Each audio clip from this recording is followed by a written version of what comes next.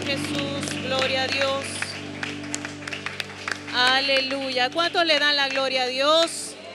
Pueden sentarse, hermosa iglesia del Señor Jesús, en esta hora. Dios les bendiga a cada uno en esta tarde. Qué hermosa se ve la iglesia el día de hoy, amén. Siempre es hermoso venir a la casa del Señor, a adorarle, a exaltarle. Estas son nuestras fiestas, amén. Estas son nuestras celebraciones, gloria al nombre de Jesús. ¿Cuántos están contentos en esta tarde? Hoy voy a ir un poquito lento. ¿Cuántos están agradecidos con el Señor? Aleluya.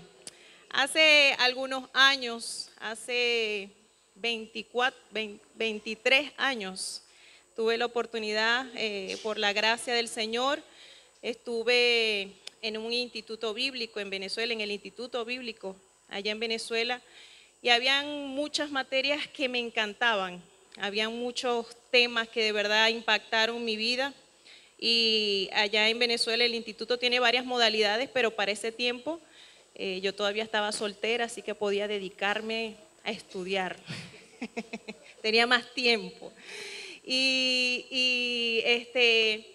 había una materia que me gustaba mucho que se llama Historia de la Nación de Israel. Y esa marcó mucho mi vida, y quien le impartía, todavía creo que aún le imparte, es el misionero en Venezuela, el hermano Lani Burton. Y yo recuerdo que muchas veces cuando estaba dando las lecciones, en media clase había un derramamiento del Espíritu Santo. Cuando nosotros entendíamos la palabra de Dios, de verdad que esas son cosas que impactan nuestras vidas. Amén. Y pensando en ello, quise en esta hora compartir con ustedes un poco de lo que el Señor nos ha permitido aprender o me ha permitido aprender. Y quiero que allí sentados leamos en el libro de Levítico, capítulo 23, el versículo 4. Levítico 23, 4, cuando estén allí pueden decir amén. Eso lo leímos al principio, dice: en el nombre de Jesús. Estas son las fiestas solemnes de Jehová, las convocaciones santas a las cuales convocaréis en sus tiempos. Amén, vamos a leer todos una vez más. Estas son las fiestas, las convocaciones santas, las cuales convocaréis en su tiempo. ¿Y cuántos les gustan las fiestas? Y si usted se pone a sacar cuenta, nosotros los cristianos vivimos de fiesta en fiesta. De 7 días a la semana tenemos 5 fiestas. O sea, equivale como unos 200 y tantas fiestas, ¿verdad? Tenemos bastante. Y yo quisiera, primero, antes de todo, quisiera preguntar cuántos acá tienen poco tiempo en el Evangelio. A ver, levante la mano sin pena, es para hacer entonces un poquito de...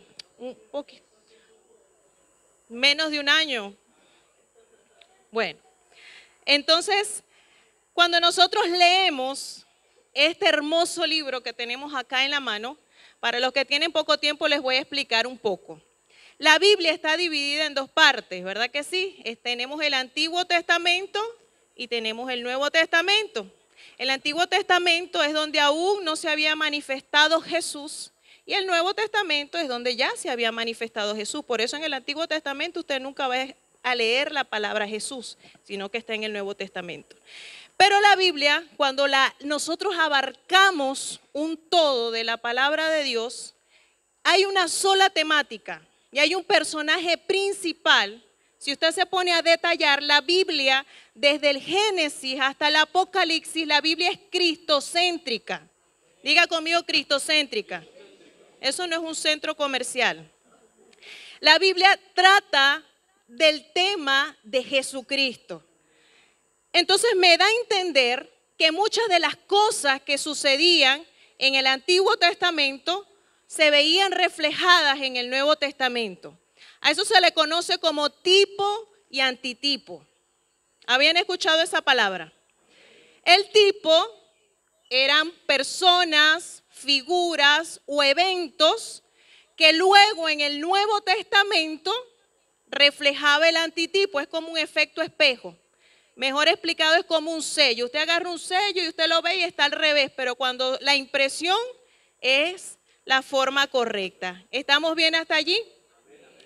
Entonces, cuando leemos el Antiguo Testamento, habían situaciones, habían elementos, habían festividades, habían personajes que nos reflejaban un acontecimiento futuro.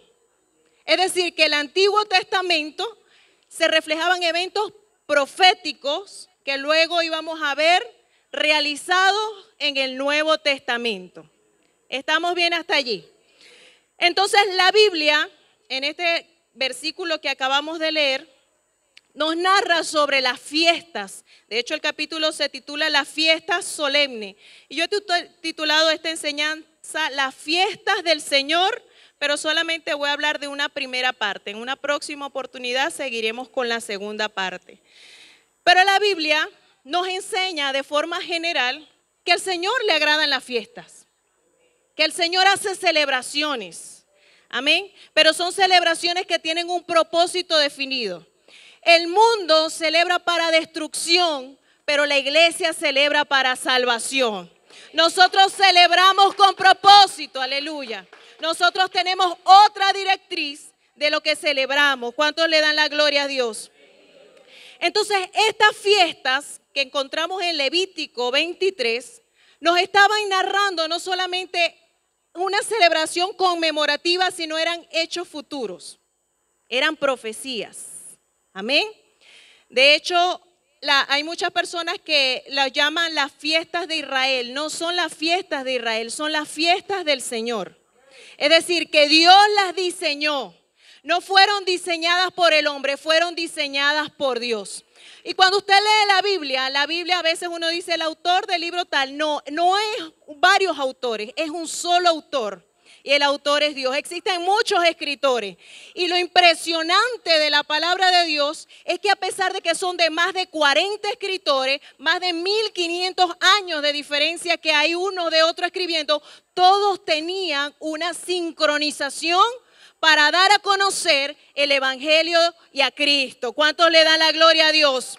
¿Cuántos le dan la gloria a Dios? Aleluya. Entonces, estas fiestas, hermanos, apuntaban a hechos futuros. Cuando Dios les da estas festividades al pueblo de Israel, le estaba diciendo, no solamente van a celebrar ahora, sino que estas fiestas serán un tipo de algo que va a acontecer en el futuro. Amén. Y cuando ellos tuvieron el protagonista de esas fiestas cara a cara, no se dieron cuenta. Hace días escuchábamos la enseñanza del pastor sobre el espíritu de estupor, que muchas veces tenemos acontecimientos allí de frente y no reaccionamos, no hacemos nada y seguimos con una religiosidad que a la final eso no nos va a salvar. Y al pueblo de Israel le estaba aconteciendo esto. El pueblo de Israel celebraba y todavía hasta el sol de hoy celebran anualmente las fiestas solemnes y ellos no han entendido el propósito que Dios quería establecer a través de estas fiestas. Y dice la palabra de Dios en el libro de Isaías 29:13, dice, este pueblo se acerca a mí, con su boca y con sus labios me honran, pero su corazón y su conocimiento no es más que un mandamiento de hombre. Hermano, y eso sucede hoy día en la iglesia. Nosotros hemos tomado un formalismo religioso. Hay muchas personas y hay muchas iglesias hoy día que lo que tienen es un formalismo religioso. Cumplen con los cultos, ayunan, oran, hacen todos los rituales que nosotros como cristianos acostumbramos a hacer, pero es un formalismo. Pero no hay una convicción de que realmente Dios existe. Y el pueblo de Israel estaba viviendo esa situación. Ellos se les presentó el significado de esa fiesta y aún así ellos no lograron entender lo que le estaba aconteciendo. Entonces, estas fiestas eran proféticas. Diga conmigo, proféticas. Y la profecía es la historia escrita antes de que suceda, ¿verdad? Y esto es lo impactante de todo, es que es la historia escrita antes de que sucediera. Antes de que sucediera el acontecimiento, ya Dios lo estaba escribiendo y estaba diciendo tal cual era. Por eso usted ve que Dios da incluso medidas específicas. Y Él le dice, cuando están construyendo el templo, le dice, hazlo según el modelo. O sea que Él ya tenía un modelo, o yo me atrevo a decir que el modelo está en el cielo del templo. Entonces vamos a hacer el modelo aquí en la tierra como ya yo tengo planificado el modelo en los cielos. Entonces Dios en toda la palabra de Dios establece un orden específico y coherente con todo lo que sucedía en el Antiguo Testamento y luego lo que sucedía en el Nuevo Testamento. Entonces, cuando yo me doy cuenta, cuando yo me doy cuenta de que la palabra de Dios es un libro cristocéntrico, yo a veces no entiendo cómo hay personas que creen que hay 3, que hay 2, que hay 5, que hay.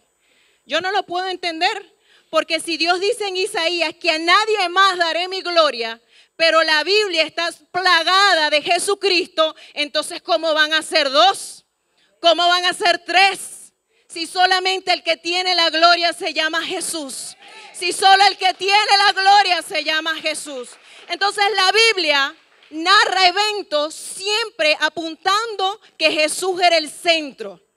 Y si Jesús era el centro, nadie más tenía que tener la gloria. O sea, ese que decía en Isaías, a nadie más daré la gloria ni mi alabanza, era el mismo Jesús que fue manifestado en carne. ¿Cuántos creen eso? ¿Cuántos creen eso?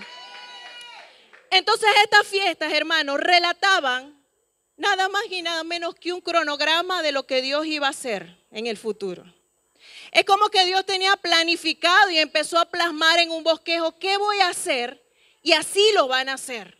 Pero esto solamente es un boceto, es un bosquejo. De hecho, una de las traducciones de las fiestas o las santas convocaciones era una práctica. Es decir, usted sabe cuando uno va era un ensayo, perdón, cuando uno va a presentar, por ejemplo, a ser parte de un cortejo, de un matrimonio, uno previamente tiene ensayo, ¿verdad que sí? Ensaya para que el día que sea el cortejo salga todo perfectamente. Las fiestas eran ensayos que luego se iban a realizar en vivo y directo. Entonces, el libro de Gálatas, capítulo 4, el versículo 4 nos dice, pero cuando vino el cumplimiento del tiempo, Dios envió a su Hijo. ¿Qué dice? Cuando vino el cumplimiento del tiempo. Es decir, que ya en la mente de Dios, Él tenía planificado que en un determinado tiempo iba a estar aquí en la tierra. Porque nuestro Dios, si usted no lo sabía, Dios es un Dios de orden. Dios no hace cosas al azar y un día se levanta y dice, bueno, ¿qué voy a hacer con esta gente? No, no, no. Dios desde hace mucho tiempo ya tenía planificado y por eso es que usted y yo somos parte del propósito del Señor. Porque en su eternidad ya Él lo había visto a usted y me había visto a mí alabándolo, glorificándolo, exaltándolo. Aleluya. Entonces, Dios tiene un cronograma. Dios tiene una planificación y Dios estableció 7 fiestas. Vamos a ver por allí las 7 fiestas que Dios estableció en la época de la ley. Son 7 fiestas. Tenemos allí la fiesta de la Pascua, era la primera. La fiesta de los panes sin levadura. La fiesta de las primicias, la fiesta del Pentecostés, la fiesta de las trompetas, de la expiación y la fiesta del tabernáculo. Amén. Pero hoy vamos a ver solamente las 4 primeras fiestas, las 4 que empiezan por P. Y si usted puede denotar allí la imagen, las fiestas hacían alusión como un tabernáculo. El centro de las fiestas era el Pentecostés. Antes del Pentecostés habían 3 fiestas, después del Pentecostés habían 3 fiestas también. Amén.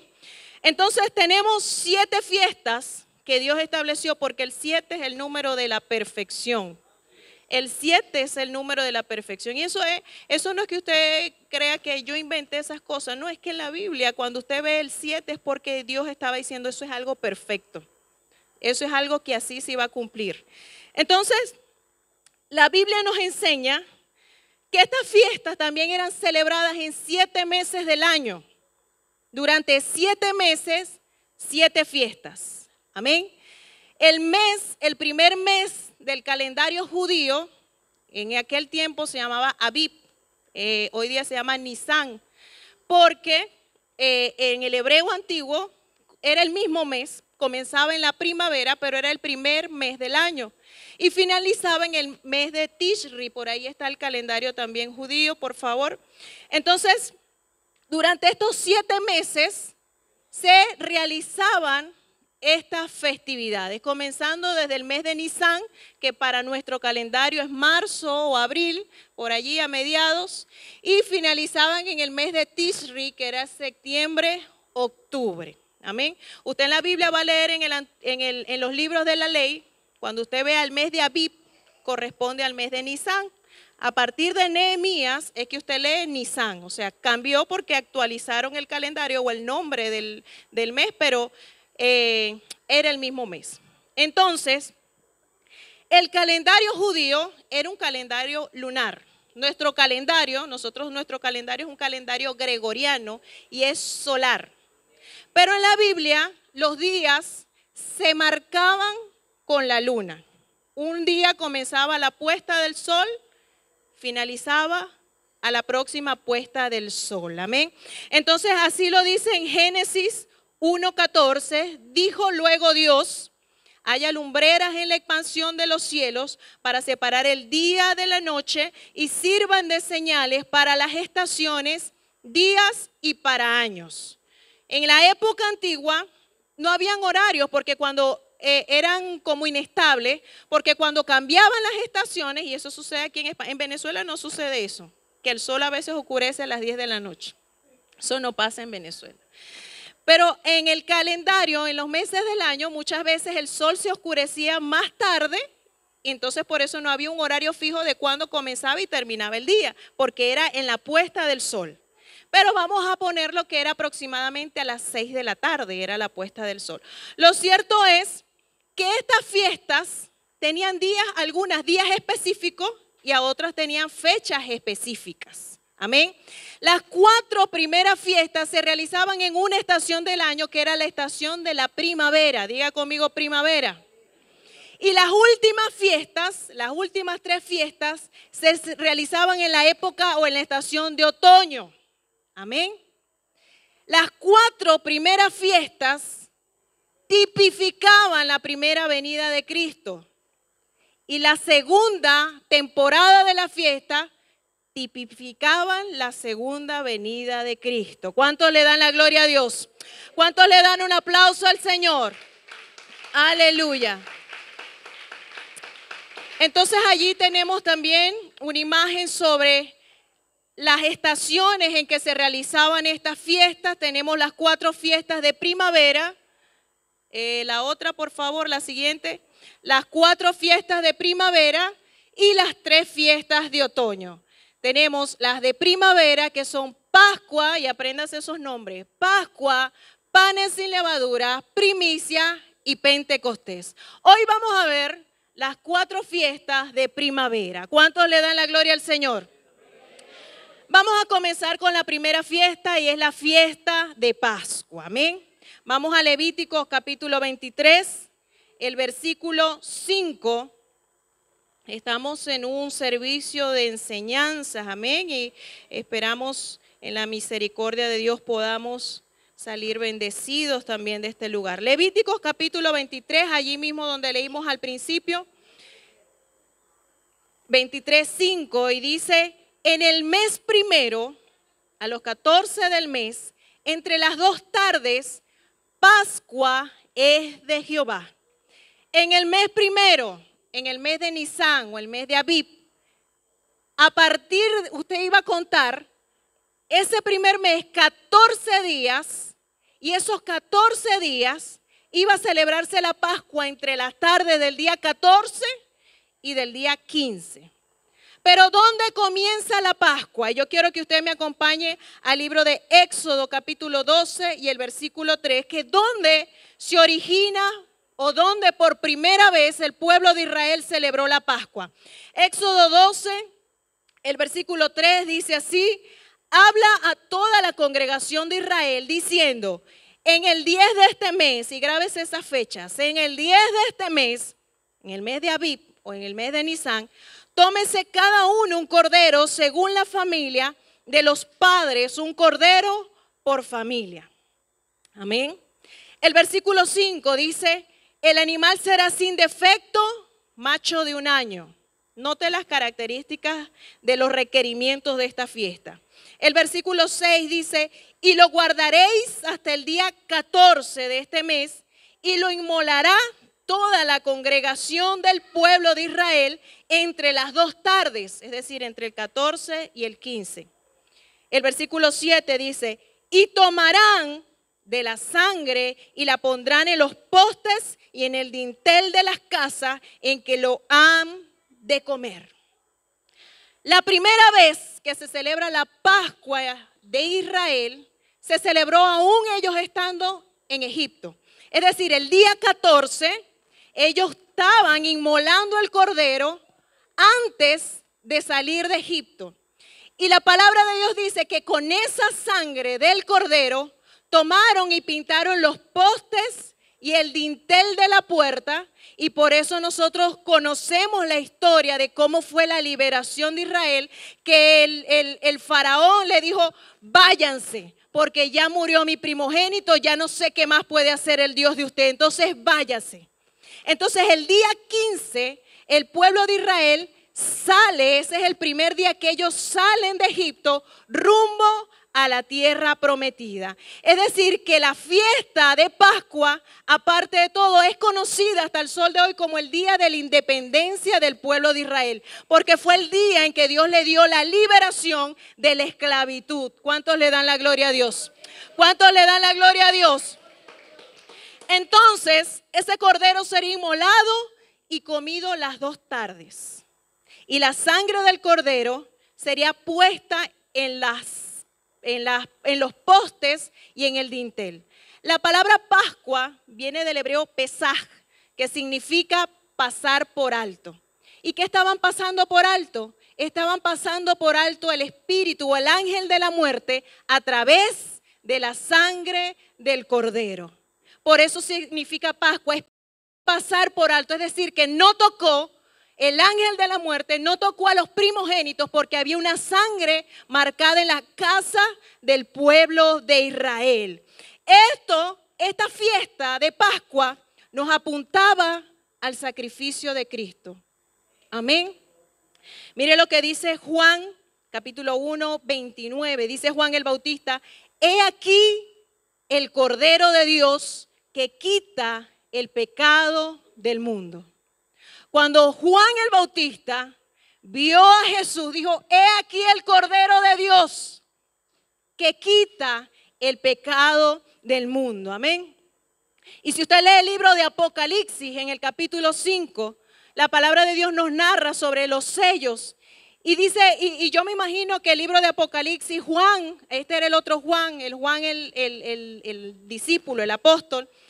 Yo me imagino que en el Apocalipsis, cuando él veía todo lo que iba a acontecer en el futuro, lo vería como una película, como una imagen muy rápido, ¿no? Y veía los acontecimientos porque para haber escrito todo el Apocalipsis tuvo que ser algo muy impactante. Pero dice la palabra de Dios en el libro, en el capítulo 5 de Apocalipsis, que Juan estaba angustiado porque no conseguía quien abriera el sello. Y le dice a un anciano de los 24 ancianos, y le dijo, tranquilo, no llores. He aquí el león de la tribu de Judá.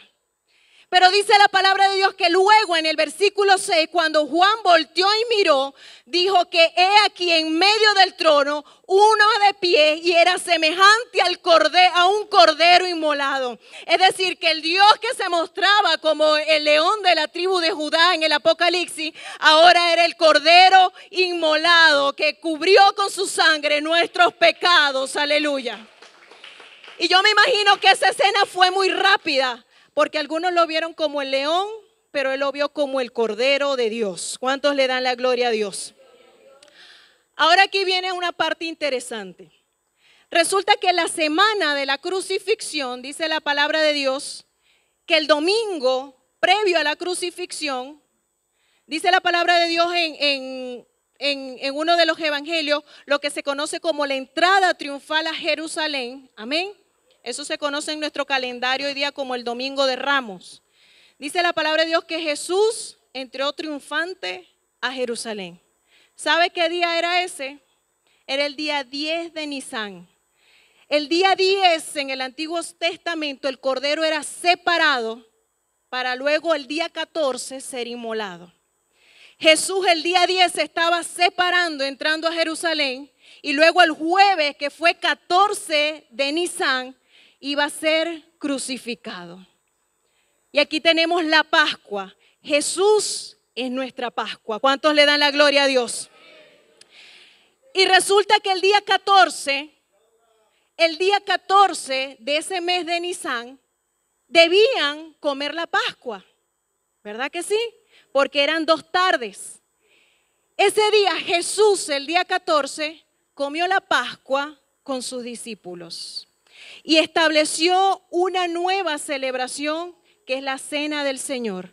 Ahora este día no solamente recordarían que el pueblo había sido libertado de Egipto, sino que ese día también recordaría la humanidad que Jesús había muerto por nosotros, que su cuerpo y su sangre nosotros lo haríamos como recordatorio de que Él sufrió y fue inmolado como ese cordero por nuestros pecados. ¿Cuántos le dan la gloria a Dios? ¿Cuántos repiten la gloria a Dios? Lucas 22, 15, 16. Ese día 14, dice, y Jesús les dijo, cuánto he deseado comer con vosotros esta Pascua antes que padezca. Porque os digo que no la comeré más hasta que se cumpla el reino de Dios. La próxima vez que Jesús se siente a comer la Pascua, yo espero estar en esa mesa. Yo espero estar también en esa mesa, aleluya. Ese día Él celebró la Pascua con sus discípulos. Luego de la cena, ese día 14, se fue al monte a orar, fue arrestado y al amanecer del 15 fue crucificado. El día 14 y 15 en el Antiguo Testamento, el cordero era inmolado. Y esa sangre que pusieron en los dinteles y en los postes estaban simbolizando esa cruz donde se derramó también la sangre de Jesús. Yo no sé si usted lo está entendiendo, pero ese cordero que fue inmolado vino a nosotros, vino a la tierra y también dio su sangre por nosotros. Por eso que cuando pasa el espíritu de la muerte cerca de usted, no lo toca porque hay una sangre que ha sido derramada en usted. Por eso es que nosotros hoy día tenemos libertad por esa sangre. Por eso es que hoy día usted y yo gozamos de la libertad del pecado, porque Jesús pagó el precio y fue ese cordero inmolado en la cruz del Calvario. Mire lo que dice 1 Corintios 5:7. Dice el apóstol Pablo, dice, limpiaos pues de la vieja levadura, para que seáis nueva masa sin levadura como sois. Porque nuestra Pascua, que es Cristo, ya fue crucificada por nosotros. Nuestra Pascua, que es Cristo, ya fue crucificada. Esa fiesta que estaba ya en el Antiguo Testamento, ahora la estaba cumpliendo nuestro Dios poderoso. ¿Cuántos le dan la gloria a Dios? ¿Cuántos repiten la gloria a Dios? Aleluya. Gloria al nombre de Jesús. Aleluya. Vamos con la segunda fiesta, la fiesta de los panes sin levadura. Amén. Y si dice la fiesta de los panes sin levadura, era porque existía levadura en ese tiempo. Uno puede pensar que la levadura es algo moderno y tecnológico, pero la levadura es vieja. Deberíamos sacar un dicho que diga más viejo que la levadura, ¿verdad? Pero esta fiesta se conmemoraba el día 15. El último día que se comía el cordero de Pascua, ese mismo día 15, acuérdense que el cordero se comía el 14 y el 15. El día 15 simultáneamente iniciaba la fiesta de los panes sin levadura. Levítico capítulo 23, el verso 6, dice, Y a los 15 días de este mes, recuerde que estamos en el mes de Nisan, el mes de Abib. A los 15 días de este mes es la fiesta solemne de los panes sin levadura. A Jehová, 7 días comerás panes sin levadura. Ahora vamos a ver dónde comienza esta fiesta, en Éxodo 12:7. Éxodo 12:17. Dice, y guardaréis la fiesta de los panes sin levadura, porque en este mismo día saqué vuestras huestes de la tierra de Egipto. Por tanto, guardaréis este mandamiento en vuestras generaciones por costumbre perpetua. Amén. Dice que ese día sacó al pueblo de Egipto y sería un mandamiento para vuestras generaciones. Ahora se lo voy a explicar. El día que el pueblo de Israel se va, ese día ellos debían iniciar a comer pan sin levadura. Y usted va a preguntar, ¿pero por qué? Resulta que la levadura, ellos comían pan con levadura. Pero la levadura, los panaderos y los que cocinan, saben que tiene un proceso de fermentación, ¿verdad? Ese proceso dura quizás 12 horas. Usted amasa en la noche y en la mañana es que el pan está grande, lo mete en el horno. Pero si no tiene levadura, no pasa nada de eso. Resulta que como ellos sabían que al día siguiente debían marcharse rápido antes que Faraón cambiara de opinión, ellos no dejaron leudando la noche antes, sino que agarraron su harina, agarraron sus cosas y se fueron ese mismo día. No les dio tiempo de leudar, no les dio tiempo de amasar y tenían que comer panes sin levadura en recordatorio de que ese día habían sido liberados de Egipto. Ahora, las próximas generaciones, cada vez que acontecía esta ceremonia, las próximas generaciones, los hijos que quizás no habían estado en el tiempo de la liberación de Egipto, ellos iban a preguntar esa fiesta, papá, mamá, ¿por qué estamos comiendo este pan así? Entonces ellos ahí es que iban a recordar porque ese día Jehová nos sacó de esclavitud. Ese día era un día conmemorativo donde recordaban que habían sido liberados de Egipto. Aparte de todo, la levadura representa el pecado.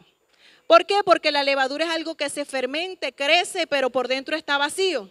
Es más, usted deja un pan leudado por 3 días y el pan se daña, se pone feo, ¿verdad que sí? Y dentro del ritual de los panes sin levadura, recuerden que eran 7 días y el 7 días era el número, ¿qué? De la perfección. Dentro de esos 7 días se hacía un ritual.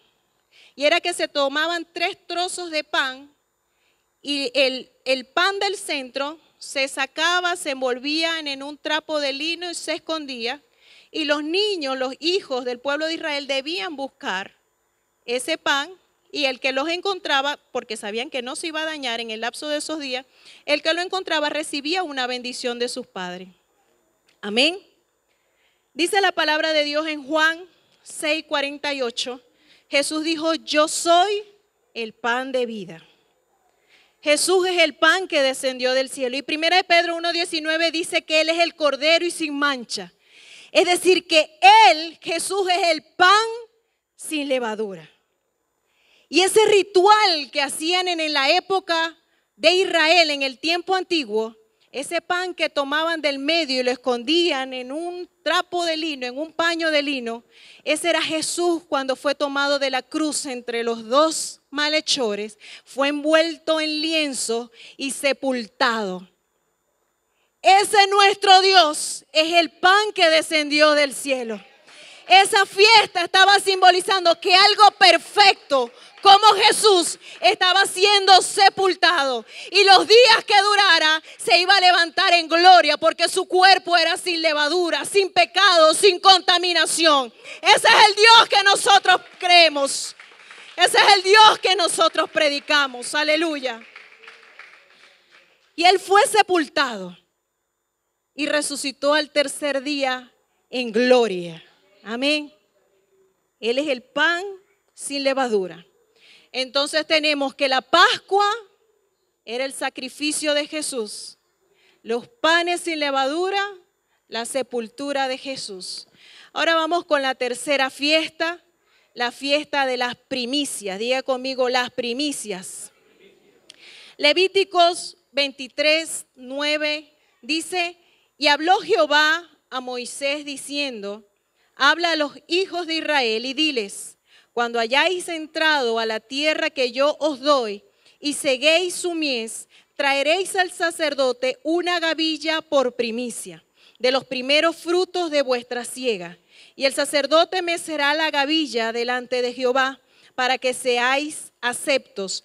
El día siguiente, ¿qué dice? El día siguiente del día de reposo. Ahora les voy a explicar algo. Estas primeras tres fiestas, la Pascua, los panes sin levadura y las primicias, eran fiestas, todas las fiestas en realidad, eran fiestas que aparte del ciclo de las estaciones, se llevaban simultáneamente con la temporada de siembra.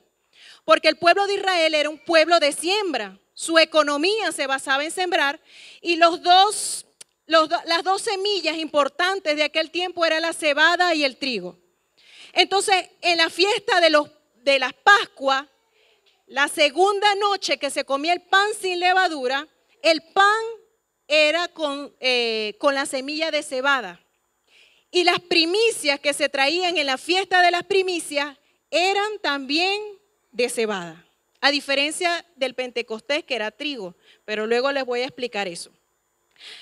Pero la palabra de Dios nos dice que debían traer las gavillas, una gavilla que simbolizaba la primicia. La gavilla era un manojo, como un manojo de espigas de cebada. Primero porque la cebada se cosechaba mucho más rápido. Y si nosotros en todo lo que es la fiesta vemos el simbolismo, nosotros podemos darnos cuenta que el pueblo de Israel era un pueblo de fe, porque ellos los primeros siempre se lo entregaban a Dios, lo encomendaban a Dios. Por eso ellos los primeros frutos y lo primero que cosechaban para la época de las primicias eran la cebada, eso era lo primero que traían. Pero luego en el Pentecostés ellos cosechaban era trigo y traían eran las gavillas de trigo. Entonces, para esta fiesta se tenía que traer, ¿qué día? Un día después del día de reposo. Dice Corintios 15:20, mas ahora Cristo ha resucitado de los muertos, primicia de los que durmieron. Y dice Mateo 28:1, pasado el día de reposo, al amanecer del primer día de la semana, María y María Magdalena iban al sepulcro, pero estaba vacío. El día que celebraban y traían las primicias en la antigüedad era el día domingo. El día que resucitó Jesús era el día domingo. Amén. La primicia también era nuestro Dios. O sea que el cronograma de la planificación que Dios tenía se estaba cumpliendo en el tiempo que estaba establecido.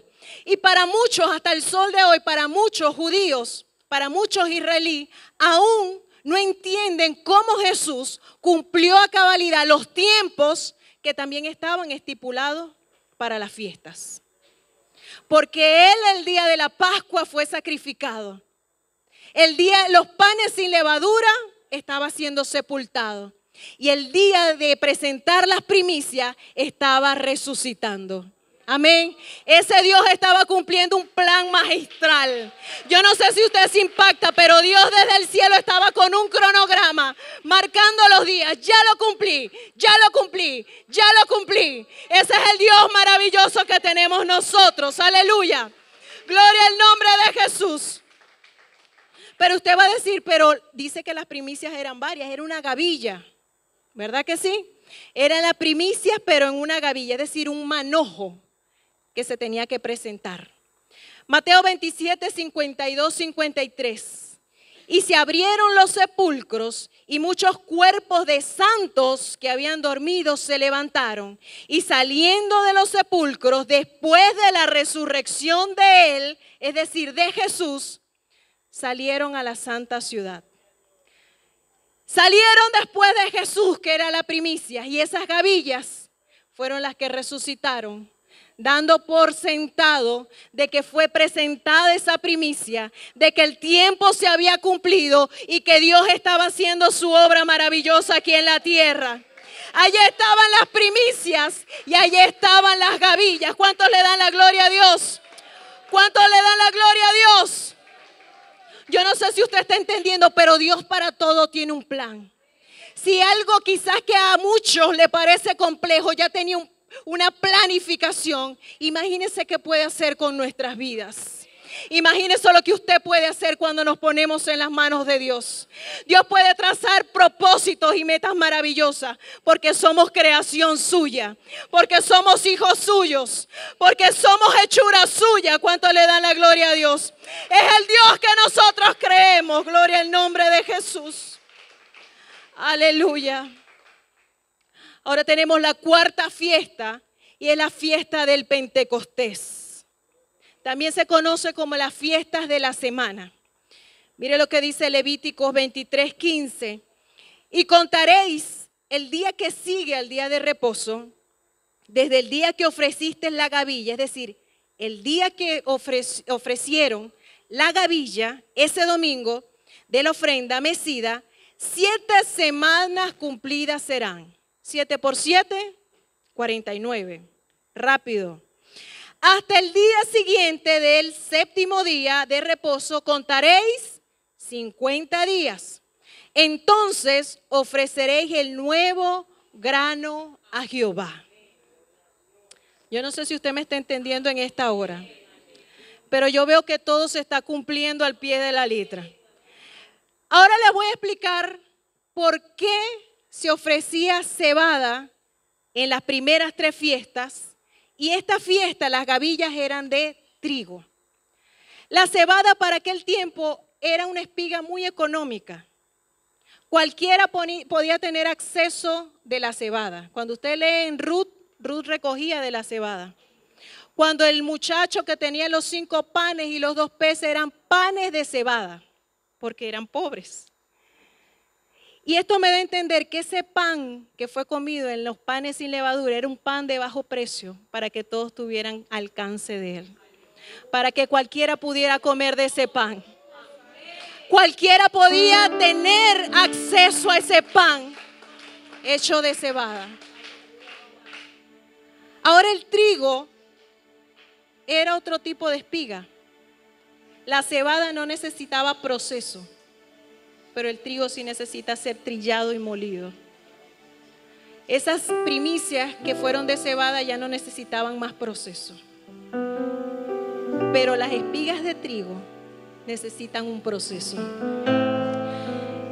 El número 50 en la Biblia es muy significativo. Acuérdense que estamos 50 días después y ya no era el mes de Nisan, era el mes de Sivan, era el tercer mes del año.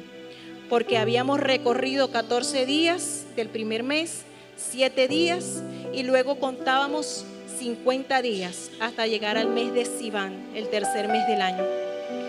Y el número 50 en la Biblia es un número que tiene mucho significado. El 50 representa algo que está completo y significa el inicio de un nuevo pacto. En Números capítulo 4 nos dice que los levitas debían servir en el templo de 30 a 50 años. Es decir, que 50 finalizaba o completaban su ministerio. 50 días después de que el pueblo de Israel salió de Egipto, Dios les entregó las tablas de la ley a Moisés en el monte de Sinaí. El año de jubileo, celebrado cada 50 años en el pueblo de Israel, libertaba a los esclavos judíos. Y todos esos homicidas y ladrones que habían sido llevados a las ciudades de refugio volvían a su ciudad y se les entregaba todo lo que se les había quitado.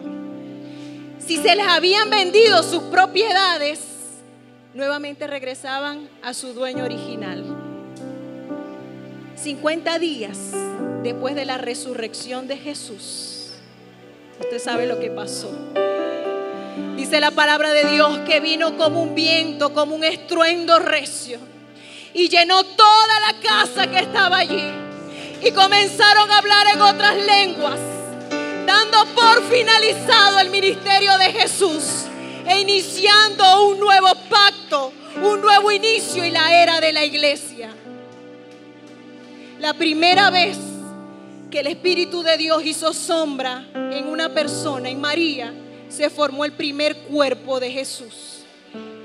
Y cuando ahora nuevamente hacía sombra en ese aposento alto, se formó el segundo cuerpo de Jesús, que es la iglesia. Usted y yo somos esas gavillas, somos esas cosechas de trigo que tenían que ser presentadas en el Pentecostés. No fueron solamente esos 120 ni esos 3,000 que creyeron después. Todavía se está recogiendo la cosecha, fruto de ese nuevo pacto hecho en el día de Pentecostés. Todo se estaba manejando y se estaba cumpliendo al pie de la letra.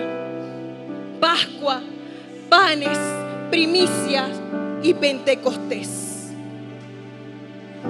Hoy usted y yo somos parte de ese trigo.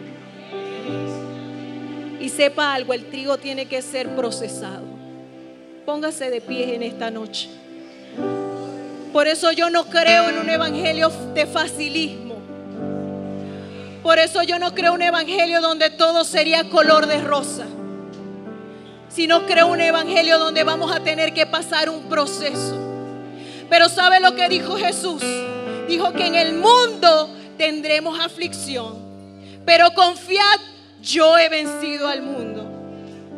Ya la cebada no iba a ser procesada, pero el trigo sí iba a ser procesado. Nosotros somos parte de esa cosecha. Yo soy parte de esa cosecha. Yo soy parte de esa cosecha que Dios ya tenía planificada. En aquel tiempo se marcaban las gavillas que se iban a recoger para traerlas y para ser mecidas. ¿Sabe qué entiendo yo? Que yo también fui marcada para ser recogida en esa cosecha. Usted que está aquí, usted fue marcado como esa gavilla que se iba a presentar también ante el sacerdote. Somos parte de esa cosecha. Somos parte de esa cosecha. Somos parte de esa cosecha, aleluya. Hay un plan divino que Dios tiene preparado para nosotros. Hay un plan maravilloso que Dios tiene preparado para nosotros. Si usted todavía lo duda, yo le invito a que lea la Biblia. Que usted pueda tener ese discernimiento y entender que Dios desde un principio estaba tratando de atraernos hacia Él. Que estaba haciendo un plan majestuoso para volver al hombre al primer inicio. Yo quiero estar en ese día en las bodas, porque yo me considero de esas cosechas. Yo quiero invitar si hay alguien que quiere pasar a este lugar